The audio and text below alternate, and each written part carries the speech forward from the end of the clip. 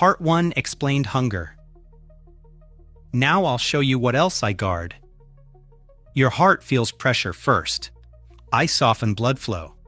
Inflammation quiets down. I trap excess fats. They don't circulate.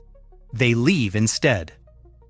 When vessels relax, pressure stops climbing.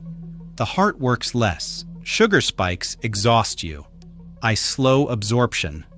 Energy stays even. Your brain hates chaos. I give steady fuel. Focus lasts longer. I carry water through your gut. Movement becomes smooth. No forcing. Fullness isn't volume. It's signal control. Overeating fades. Your bones need minerals. I help them stay usable.